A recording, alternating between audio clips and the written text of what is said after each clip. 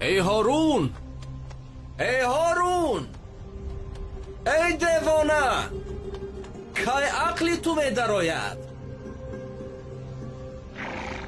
من دیوانم یا تو؟ البته که تو دیوانه ای.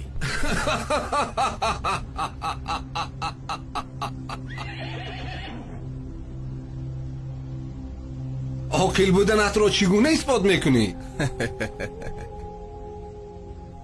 من میدونم که قصرهای با حشمت تو ابدی نیست، اما حیات آخرت ابدی است. من برای آخرت آمادگی میبینم.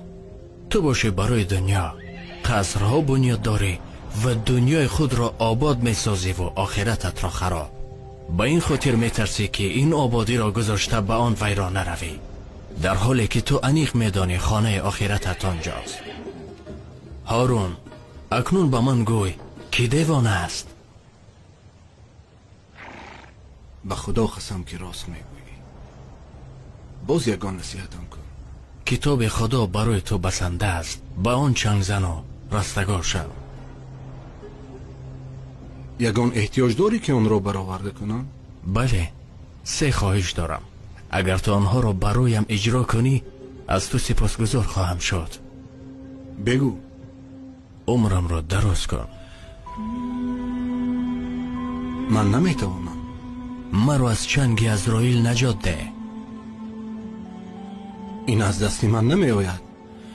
پس مرا وارد بهشت ساز و از دوزخ نجاتم ده. من قدرت این را ندارم. این طور که باشد تو غلام هستی نه شاه، و من از غلامان حاجت نمیپرسم.